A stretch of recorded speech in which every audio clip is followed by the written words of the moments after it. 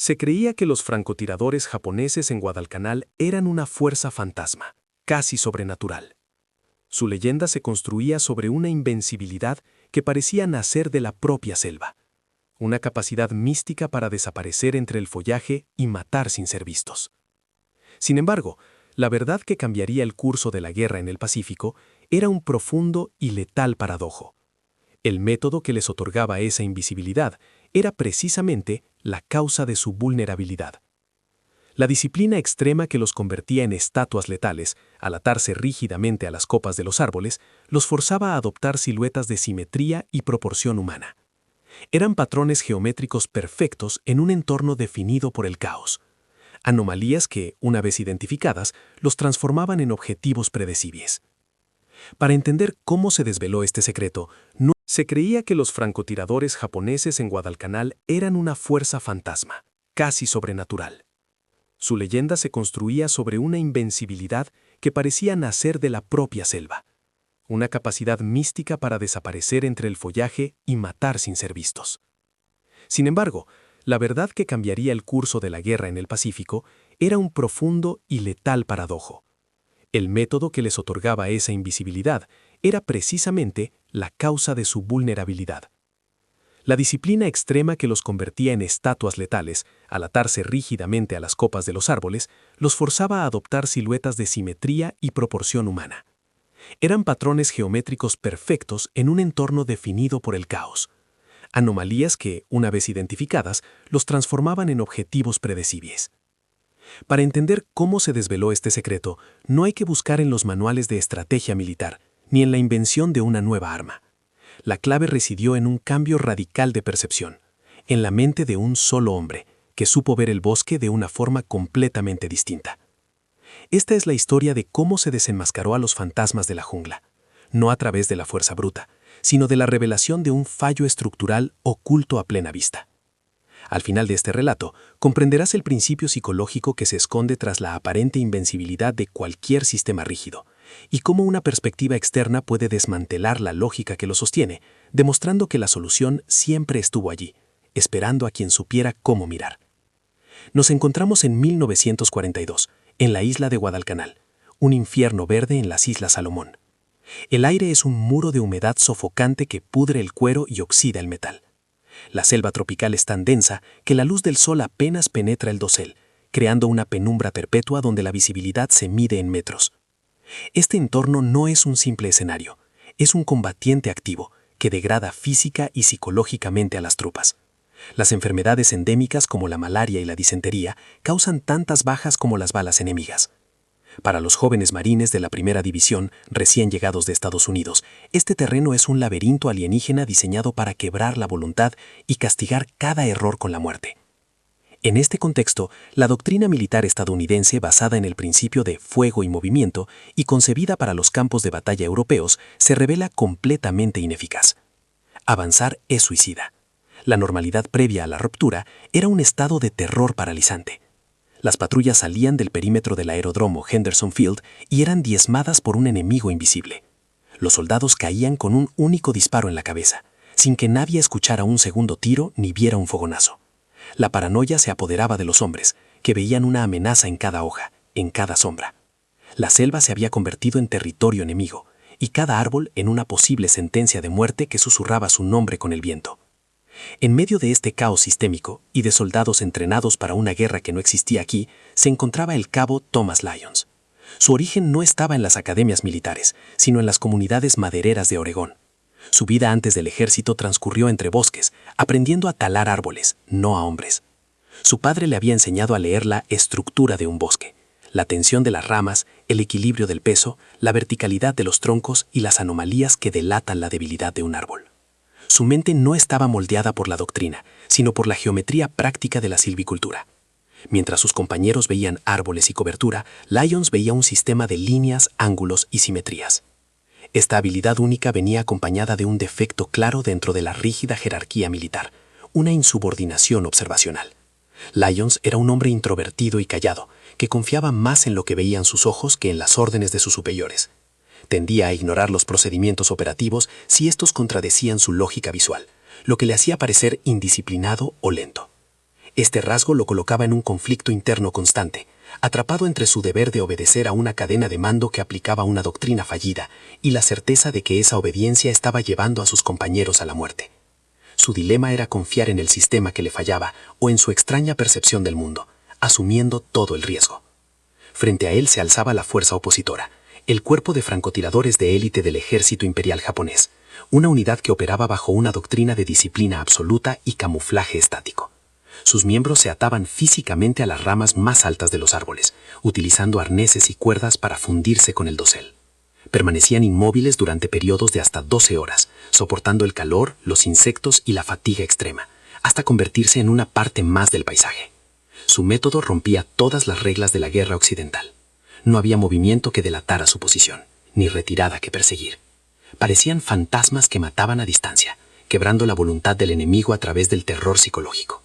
Su ventaja parecía total, ambiental, táctica e inmensamente psicológica. El incidente en el Valle de los Susurros no fue un simple suceso bélico, fue la colisión de dos mundos. Por un lado, la doctrina militar estadounidense, forjada en la lógica de la visibilidad y el movimiento, se estrellaba contra un muro de vegetación impenetrable. Para el sargento al mando de Lyons, la respuesta a una emboscada era siempre la misma: fuego de supresión y avance coordinado. Era un protocolo grabado a fuego en la mente de cada marine, una respuesta automática que en los campos de Europa podría haber salvado vidas, pero en Guadalcanal esa misma respuesta era un ritual de suicidio colectivo. Disparar a sombras y avanzar hacia un enemigo invisible solo servía para ofrecer más blancos y malgastar una munición preciosa. La normalidad en aquel infierno era una tensión constante que se masticaba con cada ración de combate. Las patrullas no caminaban, se arrastraban por el fango, con los ojos clavados en un perímetro de apenas 10 metros. El silencio de la selva no era paz, sino la antesala de la muerte. Un pájaro que dejaba. Por un lado, la doctrina militar estadounidense, forjada en la lógica de la visibilidad y el movimiento, se estrellaba contra un muro de vegetación impenetrable. Para el sargento al mando de Lyons, la respuesta a una emboscada era siempre la misma: fuego de supresión y avance coordinado. Era un protocolo grabado a fuego en la mente de cada marine, una respuesta automática que en los campos de Europa podría haber salvado vidas, pero en Guadalcanal esa misma respuesta era un ritual de suicidio colectivo. Disparar a sombras y avanzar hacia un enemigo invisible solo servía para ofrecer más blancos y malgastar una munición preciosa. La normalidad en aquel infierno era una tensión constante que se masticaba con cada ración de combate. Las patrullas no caminaban, se arrastraban por el fango, con los ojos clavados en un perímetro de apenas 10 metros. El silencio de la selva no era paz, sino la antesala de la muerte. Un pájaro que dejaba de cantar, una rama que crujía de forma extraña, cualquier alteración del monótono zumbido de los insectos disparaba la adrenalina. Los hombres aprendieron a temer más lo que no veían que lo que tenían delante. Cada árbol era un monumento a la paranoia, y la doctrina oficial de fuego y movimiento se había convertido en un chiste macabro susurrado en las trincheras: dispara a la nada y muévete hacia tu tumba. Tras la aniquilación de su patrulla, el cabo Lyons regresó a la base de Henderson Field no como un superviviente traumatizado, sino como un analista obsesionado. Mientras sus compañeros veían en el incidente la confirmación de un enemigo fantasmal, Lyons solo veía un problema mecánico sin resolver. En el informe con su sargento, su descripción fue extrañamente fría y técnica. No habló del miedo y del caos, habló de una rama demasiado perfecta, una línea vertical antinatural en un mar de desorden orgánico. El sargento, un hombre forjado en la acción directa, lo despachó con una palmada en la espalda, atribuyendo sus palabras al delirio del shock. Para la jerarquía, un soldado que hablaba de geometría en lugar de enemigos era un soldado roto. Ignorado por la cadena de mando, Lyons inició su propia investigación no autorizada. Empleaba cada minuto de su tiempo libre no en descansar o escribir a casa, sino en observar los árboles del perímetro de la base. Con un trozo de carbón y papel de embalaje dibujaba bocetos. En una columna, la estructura caótica de un baniano, con sus ramas retorcidas y su crecimiento asimétrico. En la otra, la silueta forzada que un cuerpo humano, con su inherente simetría bilateral, impondría sobre ese mismo árbol si estuviera atado a él. Sus dibujos no eran arte, eran análisis forenses. Estaba deconstruyendo la jungla, buscando la firma de la presencia humana no en el movimiento, sino en la violación de las leyes naturales del caos. La doctrina japonesa, por su parte, se basaba en una comprensión casi filosófica de la guerra en la jungla. Entendían que en un entorno donde el movimiento es delator, la inmovilidad absoluta es la forma suprema de camuflaje. Sus francotiradores no se escondían en la selva, se convertían en parte de ella. El entrenamiento trascendía lo físico para adentrarse en lo espiritual, horas y horas de meditación estática para dominar el cuerpo, suprimir el hambre, la sed y el miedo. Se ataban a las ramas más altas no solo para obtener un campo de tiro superior, sino como un acto de compromiso total. Una vez en posición, el soldado dejaba de existir. Solo quedaba el depredador, fundido con el árbol, esperando con una paciencia inhumana. Esta estrategia convertía al francotirador en un arma psicológica devastadora. Su objetivo principal no era acumular bajas, sino paralizar al enemigo. Un solo disparo preciso desde una posición invisible era infinitamente más efectivo para quebrar la moral que una ráfaga de ametralladora. Hacía que los marines se sintieran impotentes, cazados por una fuerza sobrenatural. La selva, su aliada natural, se volvía en su contra. Cada hoja que se movía con el viento podía ser un asesino al acecho. Esta paranoia inducida era el verdadero campo de batalla. Los japoneses no solo luchaban contra los cuerpos de los marines, estaban librando una guerra contra sus mentes, y la estaban ganando de forma aplastante. La siguiente patrulla fue el punto de quiebre. Asignado a un nuevo pelotón, Lyons recibió la orden de avanzar por un sendero estrecho. A los pocos metros se detuvo en seco, ignorando las órdenes directas de su teniente. Su mirada no estaba en el camino, sino fija en el dosel arbóreo, a 200 metros de distancia. El oficial, furioso por la insubordinación, lo amenazó con un consejo de guerra. Ahí, susurró Lyons, señalando un punto indistinguible para los demás. La verticalidad de esa rama no es natural, la simetría es incorrecta. Nadie más veía nada, solo un mar de hojas verdes. Para el teniente, era la prueba definitiva de que Lyons había perdido el juicio. Un hombre que desobedecía órdenes por una corazonada sobre la geometría de un árbol. El conflicto interno de Lyons alcanzó su punto álgido. Obedecer significaba caminar hacia una muerte segura, llevando a sus nuevos compañeros con él. Su certeza no era una corazonada, sino el resultado de una fría observación analítica. Desobedecer, por otro lado, significaba el fin de su carrera militar y una posible condena por cobardía o insubordinación en tiempo de guerra. Estaba atrapado entre dos lógicas irreconciliables. La lógica jerárquica del ejército, que exigía obediencia ciega a un plan fallido, y la lógica visual de la naturaleza, que le gritaba la ubicación exacta del peligro.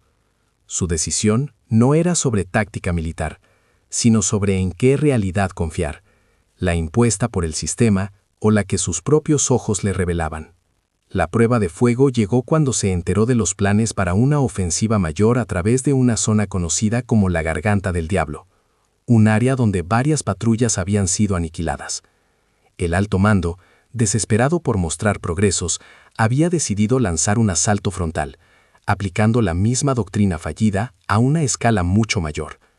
Para Lyons, no era una operación militar, era una masacre programada.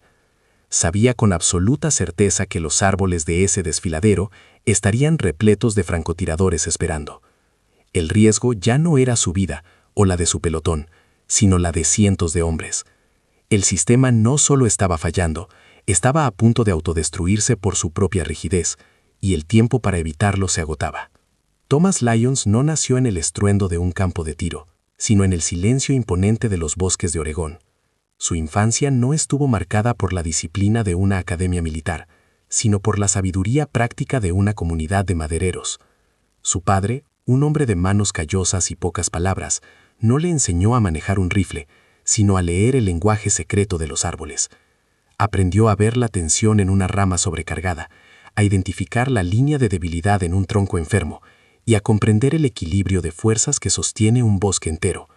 Su mente no fue moldeada para seguir órdenes, sino para descifrar sistemas naturales, una habilidad que en el ejército era tan extraña como inútil. Esta formación le otorgó una inteligencia visual espacial fuera de toda norma.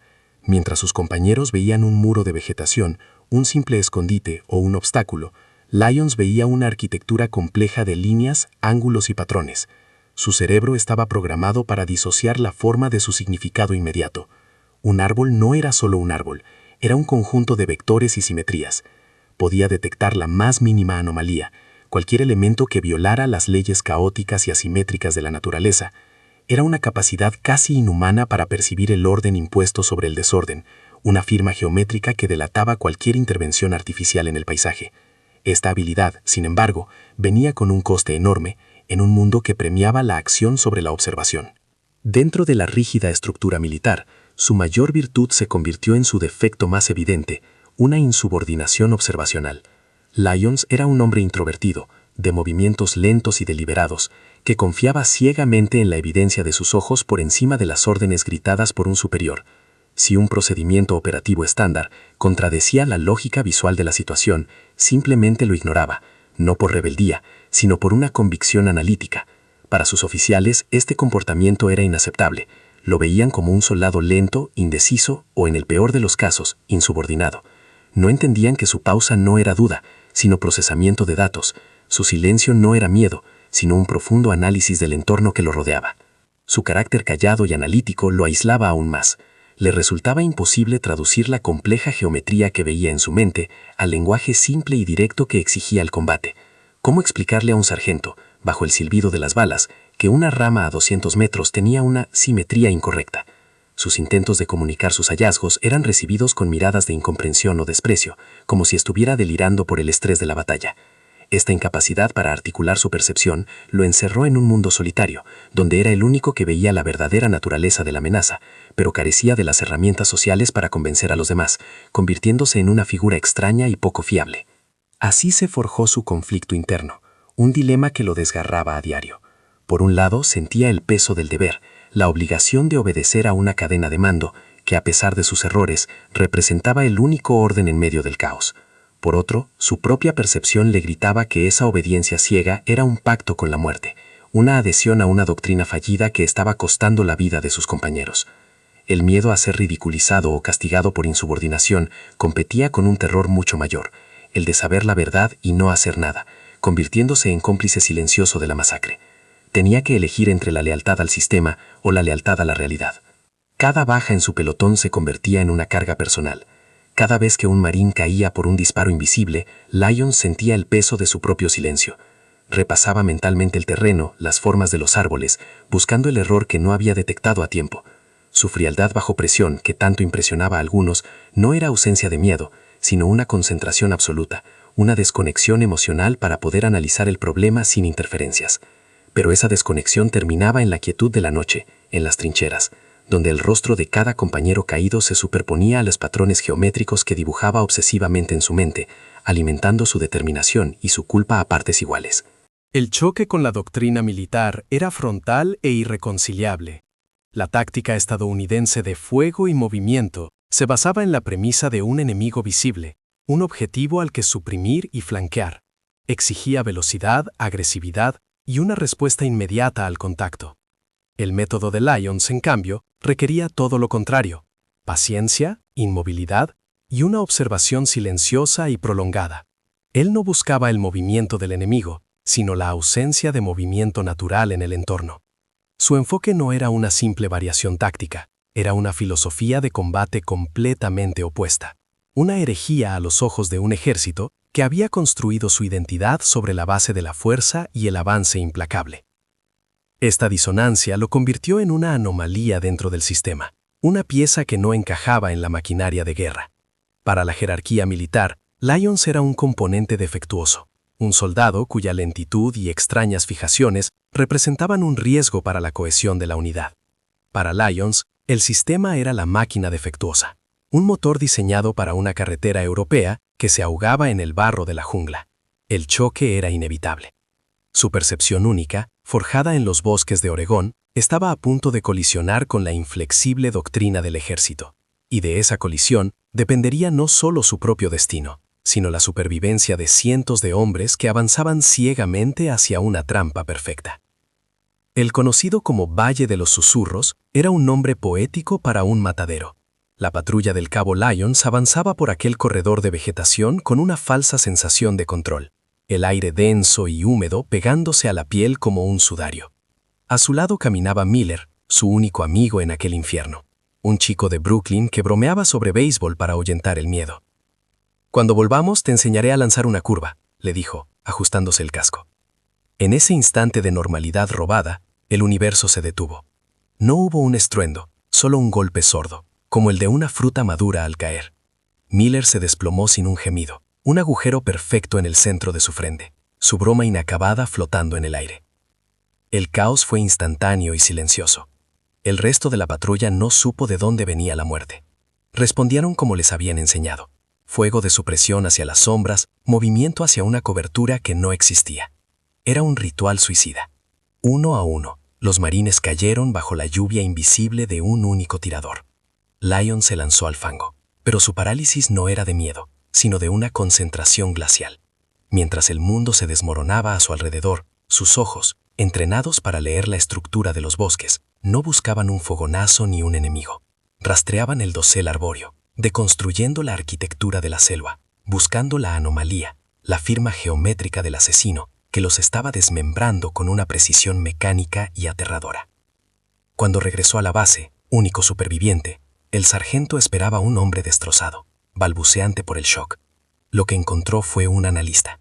Lyons no habló del terror ni de la pérdida de sus compañeros.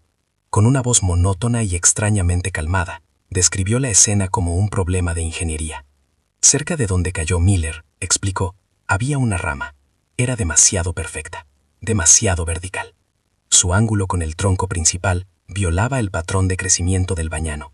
El sargento, un hombre de acción que entendía de balas y bayonetas, no de geometría, le dio una palmada en el hombro. «Has pasado por mucho, hijo. Ve a la enfermería». La primera pieza del puzzle había sido presentada, pero el sistema era incapaz de verla. Ignorado y clasificado como un caso de fatiga de combate, Lyons se convirtió en una figura solitaria y obsesiva. Mientras los demás soldados buscaban un respiro en las cartas, el juego o el alcohol, él pasaba cada hora libre en el perímetro de la base, con un trozo de carbón y papel de embalar. Sus manos, antes acostumbradas a manejar un hacha, ahora dibujaban con una precisión febril. En una columna, la caótica asimetría de las ramas naturales. En la otra, la silueta forzada que un cuerpo humano, con sus hombros y su cabeza, impondría sobre ese mismo caos. No eran dibujos de un artista, sino los planos de un cazador, el análisis forense de una debilidad estructural oculta a plena vista. La oportunidad de probar su teoría, o de ser destrozado por ella, llegó en la siguiente misión de reconocimiento. Asignado a un nuevo pelotón bajo el mando de un teniente recién salido de la academia, Lyons se detuvo en seco a los pocos minutos de marcha. El oficial, impaciente y ansioso por demostrar su valía, le ordenó avanzar. Lyons no se movió. «Cabo, es una orden directa», gritó el teniente, su voz temblando de rabia. La amenaza de un consejo de guerra por insubordinación en zona de combate flotaba en el aire, tan densa como la humedad. El resto del pelotón observaba en silencio, atrapados entre la disciplina militar y la extraña certeza que emanaba de aquel callado leñador de Oregón. Ignorando la amenaza, Lyons levantó lentamente el brazo y señaló un punto en la lejanía, una masa de hojas a 200 metros que parecía idéntica a todas las demás. «Ahí», susurró, su voz cargada con el peso de una convicción absoluta. «La línea vertical no es natural. La copa del árbol tiene una simetría bilateral que no le corresponde». El teniente entrecerró los ojos, buscando la amenaza que describía el cabo. No vio nada, solo un mar de verde. Para él, aquello era la confirmación final. Lyons no era un observador, era un soldado roto, un hombre cuya mente se había quebrado, poniendo en peligro a toda la unidad con sus delirios sobre la geometría de los árboles. Justo cuando el teniente iba a ordenar que lo arrestaran, un único disparo resonó desde la dirección que Lyons había señalado, impactando en el barro a centímetros de sus botas. El fantasma se había revelado. El pelotón se cubrió, pero el disparo no era un ataque, era una advertencia. Habían sido vistos. La teoría de Lyons, aunque incomprensible, acababa de salvarles la vida. Sin embargo, para la jerarquía, este evento no fue una validación de su método, sino una peligrosa coincidencia, una corazonada afortunada de un soldado inestable. En lugar de escucharlo, lo relegaron a tareas de guardia en la base, alejándolo del frente. El sistema prefería aferrarse a su doctrina fallida antes que aceptar una verdad que venía de fuera de sus manuales. La escalada final llegó con la noticia de una ofensiva a gran escala. El alto mando, desesperado por romper el punto muerto y presionado desde Washington, planeaba enviar a toda una compañía a través de un desfiladero conocido como la Garganta del Diablo, un lugar del que ninguna patrulla había regresado intacta. Para los estrategas en el mapa era un movimiento audaz.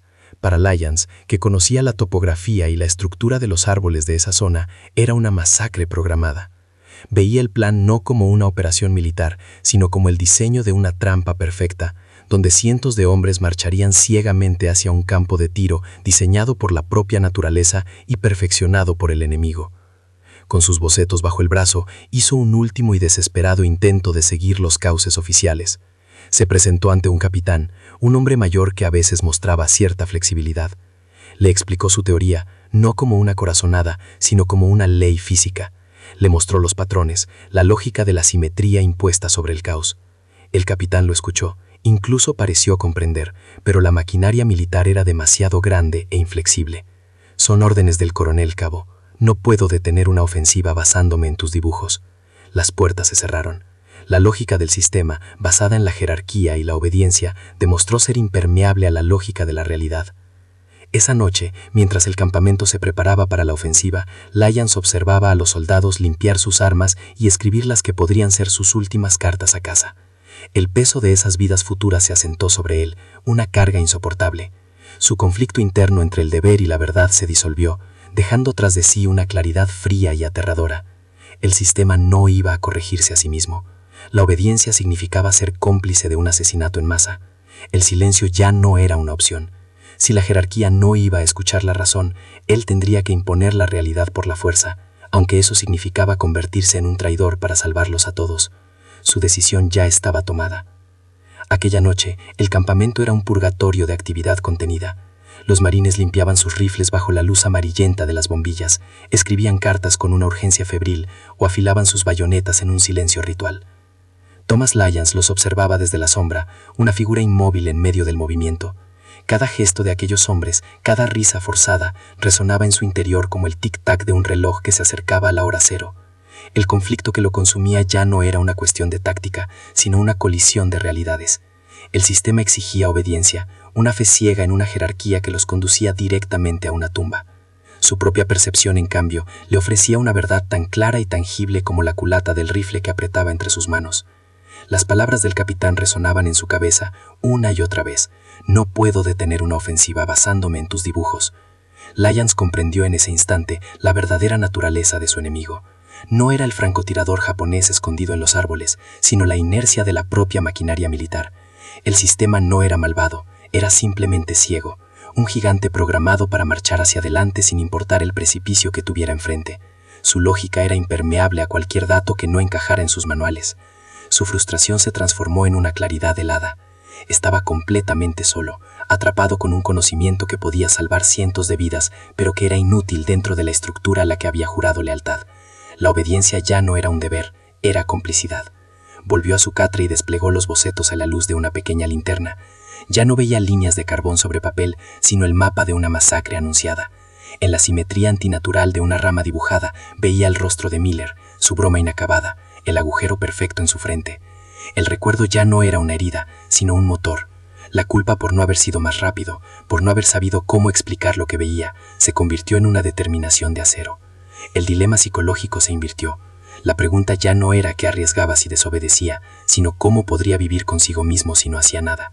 El coste de la inacción, la carga de cientos de muertes en su conciencia, se volvió infinitamente mayor que el miedo a un consejo de guerra. La decisión tomó forma en su mente, no como un acto de heroísmo impulsivo, sino como la única solución lógica a un problema insoluble. Sabía perfectamente las consecuencias.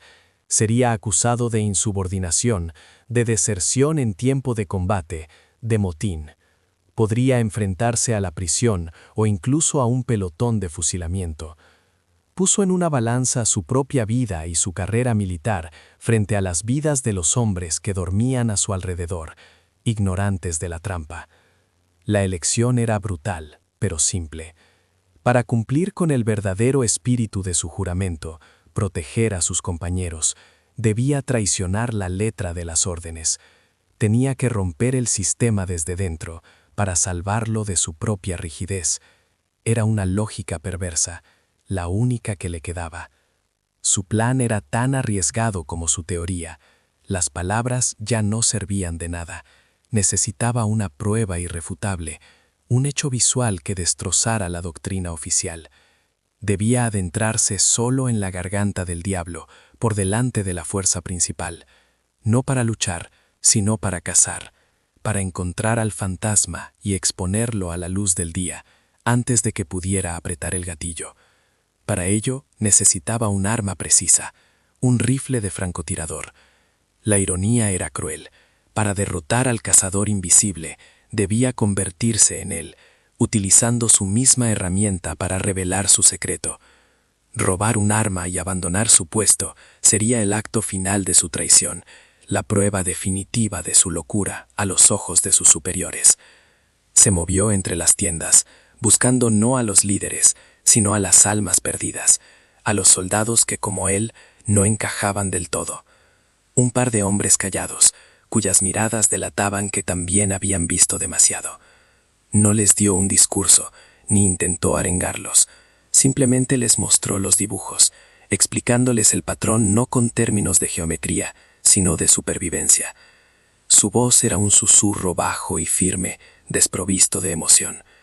«No os pido que me creáis», les dijo. «Os pido que miréis donde nadie más está mirando». No estaba reclutando soldados para una rebelión, sino ofreciendo una alternativa a una muerte segura. Les pedía un acto de fe, no en él, sino en la evidencia de sus propios ojos. Bajo el manto de una noche sin luna, Lyons y los 2 hombres que decidieron seguirlo se deslizaron fuera del perímetro del campamento. El metal del rifle de francotirador robado estaba frío contra su piel. Cada paso que daban los alejaba más de la seguridad de la disciplina y los adentraban en un territorio donde solo su teoría los mantenían con vida. Había cruzado la línea. Ya no era el cabo Thomas Lyons del Cuerpo de Marines de los Estados Unidos. Era un renegado, un insubordinado actuando en contra de órdenes directas. Su carrera, su honor y su vida pendían de un hilo. El camino de vuelta estaba cerrado para siempre. Su única posibilidad de redención no era regresar, sino demostrar que su locura era la única cordura posible en aquel infierno verde. El amanecer en la garganta del diablo era una capa de niebla gris y pegajosa que se aferraba a la vegetación. Lyons y sus 2 hombres se movían como espectros, pero su comportamiento era una herejía táctica. Ignoraban el suelo, los senderos trillados y las posibles emboscadas a nivel del suelo. Sus cabezas estaban inclinadas hacia atrás, los ojos fijos en el dosel, escaneando la arquitectura imposible de la selva.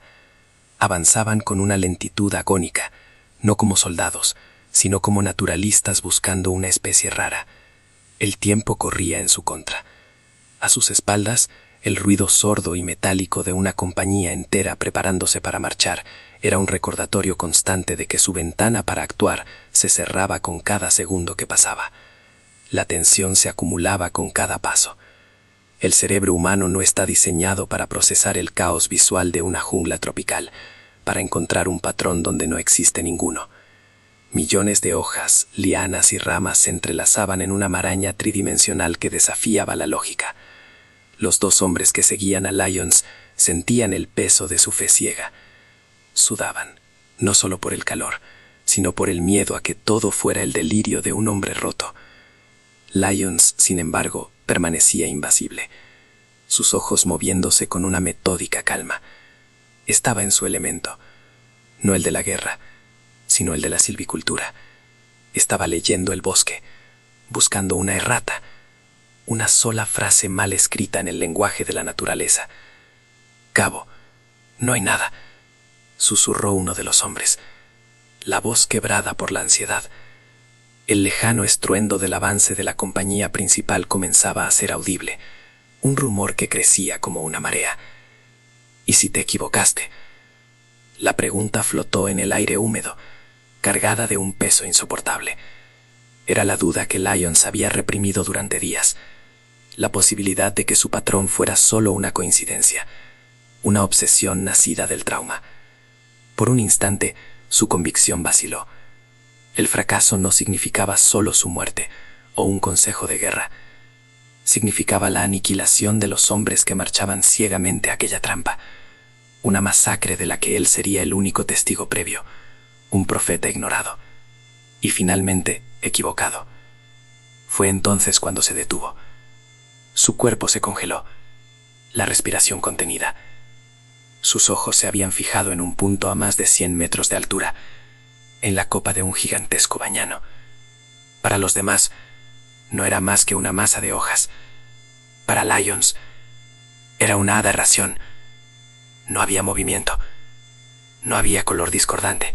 Había algo mucho más sutil, una línea vertical demasiado persistente, una agrupación de hojas que sugería una simetría bilateral, la leve pero inconfundible silueta de unos hombros y una cabeza. Era un patrón humanoide, un orden geométrico impuesto sobre el desorden orgánico, la firma del hombre. El fantasma había dejado de ser una leyenda para convertirse en un problema de geometría esperando ser resuelto. Levantó el rifle de francotirador robado, el metal frío un ancla en la realidad. Apuntar no fue un acto de agresión, sino de confirmación. A través de la mira, el mundo se desvaneció, dejando solo aquella forma equivocada. No vio a un enemigo, ni a un soldado japonés. Vio la encarnación de su teoría, la prueba viviente de su herejía. Toda su vida, desde los bosques de Oregón hasta aquel infierno verde, había conducido a este preciso instante. El peso de la decisión era absoluto. Si fallaba, si la forma era solo una ilusión óptica, la historia lo recordaría como un loco. Si acertaba, reescribiría las reglas de aquella guerra, pero el precio de esa victoria aún era una incógnita. Contuvo la respiración, el latido de su corazón un tambor sordo en sus oídos. El bosque entero pareció guardar silencio, expectante. Su dedo se curvó sobre el gatillo con una delicadeza quirúrgica. El disparo fue un único y brutal desgarro en el tejido sonoro de la jungla, un sonido seco y definitivo que resonó en todo el desfiladero. Por un instante eterno, nada ocurrió. El silencio que siguió al estruendo fue aún más tenso, un vacío donde la teoría de Lyons pendía de un hilo. Sus dos compañeros lo miraron, sus rostros una mezcla de pánico y esperanza, esperando la sentencia final del universo. La bala, invisible, ya había dictado su veredicto. La realidad solo necesitaba un momento para ponerse al día. Primero fue un leve temblor en las hojas, como si una ráfaga de viento hubiera golpeado solo esa sección del árbol. Luego, un crujido de madera seca. La forma antinatural que había obsesionado a Lyons se desprendió de la copa, pero no cayó.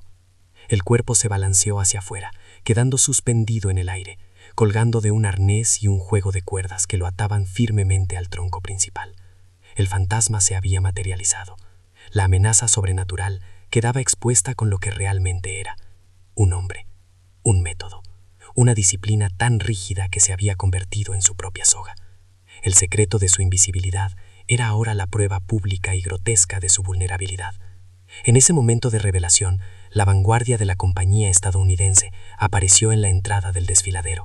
Se detuvieron en seco, una columna de hombres enmudecidos por la escena que tenían ante ellos. No entendían la geometría ni la teoría, pero entendían la imagen: un francotirador japonés muerto, colgando como un fruto macabro de un árbol, y debajo, un cabo solitario que no debería estar allí, con un rifle de francotirador aún humeante en sus manos. Había desobedecido, había desertado de su puesto, había robado un arma, y con esos actos de traición acababa de salvarlos a todos de una masacre segura. La lógica del campo de batalla se había hecho añicos. Los oficiales al frente de la columna no vieron a un héroe, vieron una fractura inaceptable en la cadena de mando. Su entrenamiento les gritaba insubordinación, motín, deserción. Lyons bajó lentamente el rifle, no como un vencedor, sino como alguien que se entrega. El alivio en su rostro no era por haber sobrevivido, sino por haber demostrado que la verdad existía. Había ganado la batalla contra el fantasma, pero el precio era enfrentarse ahora a la maquinaria inflexible de su propio ejército. Había roto la lógica del enemigo, pero para ello tuvo que romper la suya propia. El clímax no fue el disparo, sino ese instante de colisión entre la realidad que había revelado y el sistema que ahora venía a juzgarlo. El arresto del cabo Thomas Lyons fue una formalidad silenciosa y tensa. Mientras dos policías militares lo escoltaban, los oficiales de la compañía cancelaron la ofensiva, sus rostros una mezcla de incredulidad y confusión. No celebraron la vida que se había salvado, estaban procesando la fractura que acababa de ocurrir en su universo. Un insubordinado, un desertor, un ladrón, había tenido éxito donde toda su doctrina había fracasado estrepitosamente. El cuerpo del francotirador japonés, colgando de su arnés como un péndulo macabro, no era solo un enemigo neutralizado, era una acusación visible, una prueba irrefutable de que la lógica que regía su mundo estaba fundamentalmente equivocada.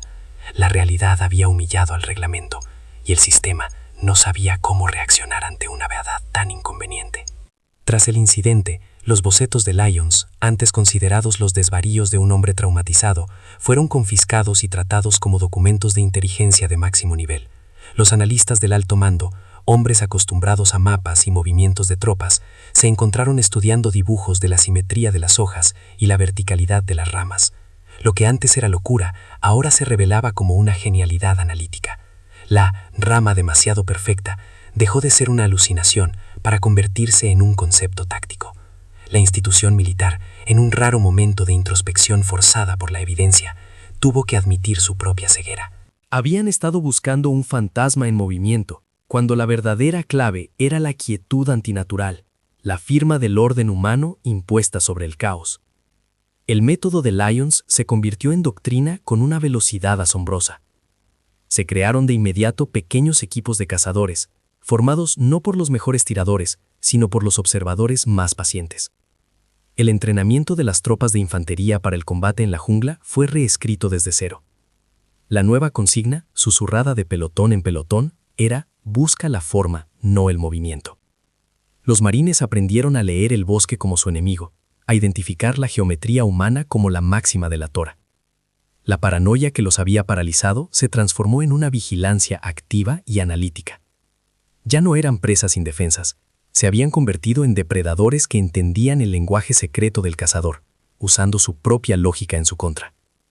El impacto psicológico en el teatro del Pacífico fue devastador para las fuerzas japonesas.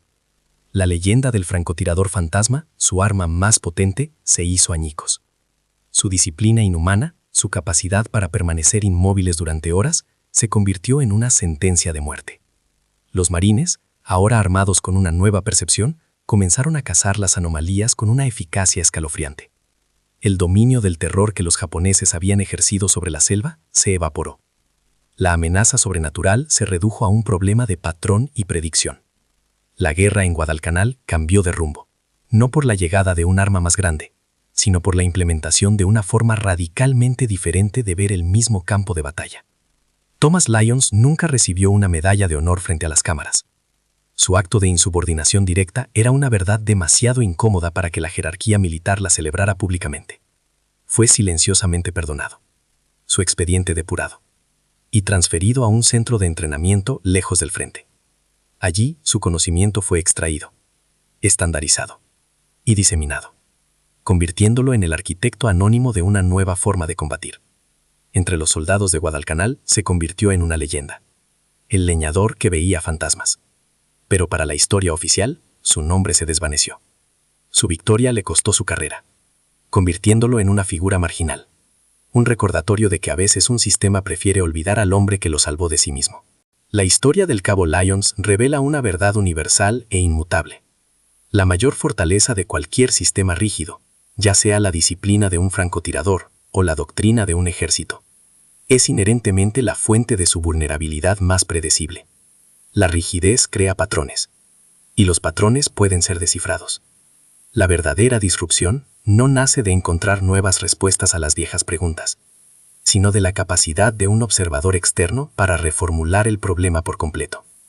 Demuestra que la solución a los desafíos más complejos a veces no requiere más fuerza, sino una nueva perspectiva, una que revele la debilidad estructural que siempre estuvo oculta a plena vista, esperando a quien supiera cómo mirar.